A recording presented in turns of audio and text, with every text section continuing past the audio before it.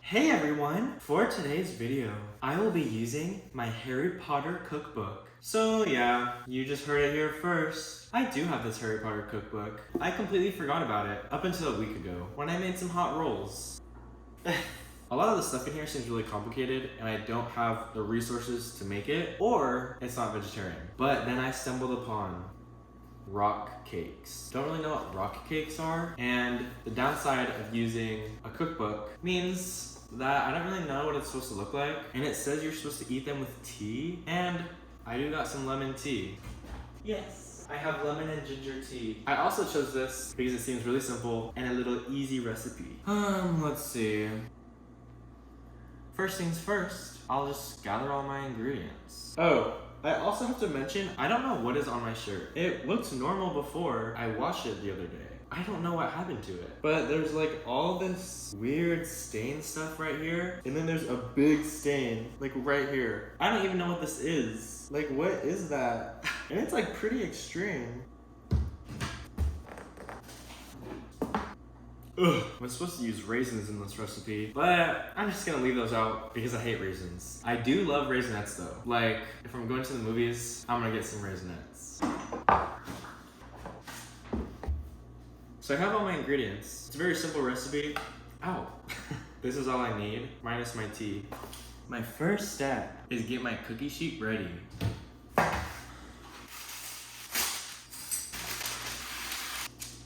Combine flour, sugar, baking powder, cinnamon, and salt.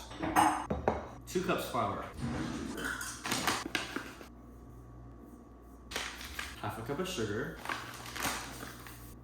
Then baking powder, cinnamon, and salt. With your fingertips, rub the butter into the dry ingredients until it reaches the consistency of wet sand. Okay, I feel like this will be kind of fun. Yeah.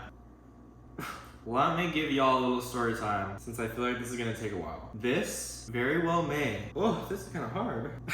So this is what I have so far. This very well may be the scariest thing that has ever happened to me. This was the night that I made my hot rolls. I made my hot rolls, took them out of the oven, then took one over to my room while I watched the show. It was a great experience. I came out to the kitchen to get another roll. Immediately upon entering the kitchen, I saw on that wall, right there next to the fridge, there was a huge ant. And this was not just any ordinary ant. This was a huge ant. Here's how big the ant was.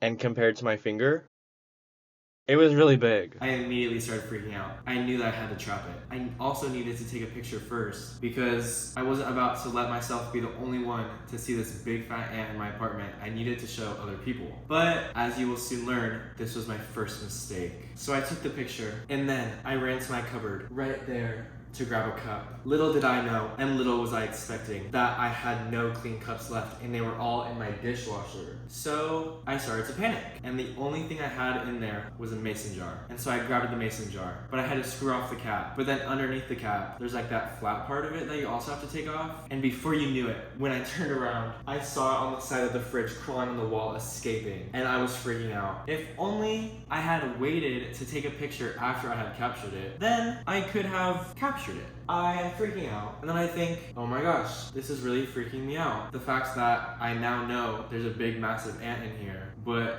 now I don't know where it is, I'm really spooked. So then I shine my flashlight underneath the fridge, and it's so big and fat and juicy, I can see its silhouette just crawling on the ground. I pull the fridge back. I see it crawling on the floor, and then my roommate calls me because I'm texting him, and I'm like, oh my gosh, I'm so scared. I wish you were here with me.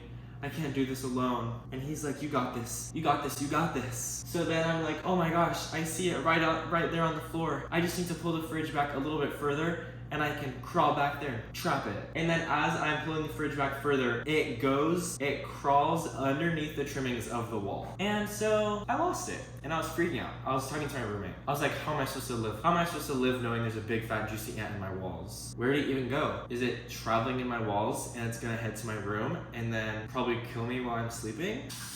So I look up, big ant in my house. And then I find this picture of a carpenter ant. And it looks exactly like the ant that was on my wall, that crawled in my wall. I find out that carpenter ants can live in your walls, and that's where the colony is. The way that carpenter ants work is they'll send out a scout ant to look for food, and then they'll report back to the colony if they found any food, and if this is a good place to settle. The ant that I saw was probably a scout ant, and what do you think it was thinking when it saw my hot rolls freshly baked on the stove? Don't you think that it thought, oh, this is a perfect place to start my colony? And it's probably in my walls right now, laying a bunch of babies and duplicating. Well, little does it know that I ate all my rolls. So yeah, that's my story of my ant problem. I was like super scared when it was first happening, but now I'm a little bit over it. I understand there's nothing I can do. Anyways, this is what I have so far.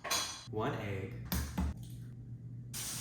I never actually fully washed my hands after I crack an egg, but I've also never gotten salmonella. I feel like it's fine.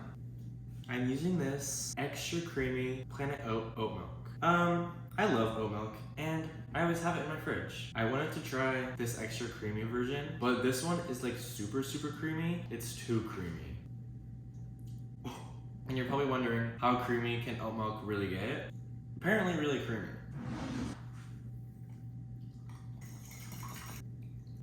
Now I fold this until it makes a dough, and then I guess that's it. This is very quick and easy. Quick and easy for my little cup of tea.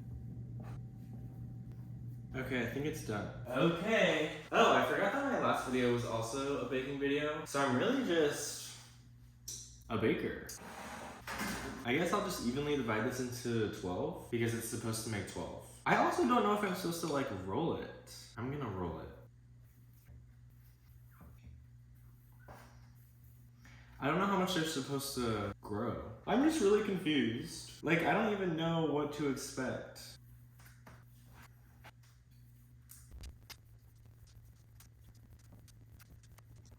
I have all my balls, but I'm gonna have to do 2 baking sessions. So I'm just gonna take off 6 and leave them in the bowl.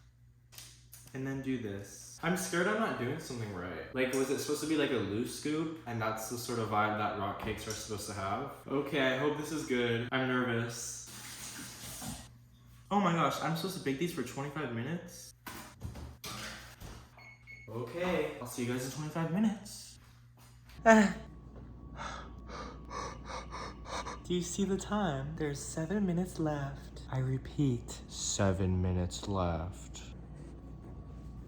I haven't actually looked at them yet. Should we look at them together? They look so yummy. Oh. Do you guys want to actually know something? I've always dreaded going to the gym. It's just so much work, and I'd rather just lay in my bed and watch a show, or watch some YouTube, or honestly do anything else. I always start with cardio, and then I'll do some weightlifting, and before the other day, I always figured, if I'm gonna go to the gym, I might as well go as hard as possible. Why would I interrupt the rest of my day to go to the gym if I'm just gonna do a light workout? Might as well go all out. But the other day, I went to the gym and I just did a light workout. I realized I liked it a lot more. I wasn't so exhausted. And then when I went to the gym today, I do not go to the gym this often. The past week has been an irregularity in my life. I didn't do as much as I used to do. I didn't go crazy hard. I just realized, oh my gosh, I love going to the gym so much more when I'm not utterly exhausting myself. So that's just a little enlightenment that I have had in my life. No one cares about my little gym story, but it's a big deal to me. Oh, I should be making my tea. Oh my gosh. Hey. Oh my goodness. The lighting is really bad, but that's just how it's gonna be at my stove. I have my little pot of water, and I'm just gonna heat this up for my tea. I already have the first batch of the rock cakes. They smell really good. I love it! And the whole smell is smelling up my apartment. I was even in the bathroom pooping, and I could smell it from there, even with the door closed. I'm pretty impressed. They smell delicious. Just like snickerdoodle cookies, but I love snickerdoodle cookies, so that means they smell great. Okay, yeah, I'll just see you when the other cookies are done, because watching this water boil is not really anything that interesting. Oh, this area is very warm. I'm getting a little sweaty. Uh-oh. Oh my gosh, I have too many things I need to do. I have the second batch of rock cakes. Yummy. I didn't know there's a little note on the tea bag. It says, may you create peaceful harmony as your life's purpose. How beautiful.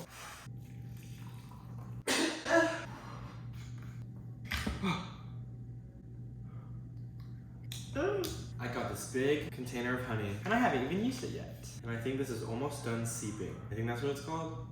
Seeping your tea bag? That is not what it's called. Oh, steeping. Then mix it around. I sure hope I create peaceful harmony as my life's purpose. They're good.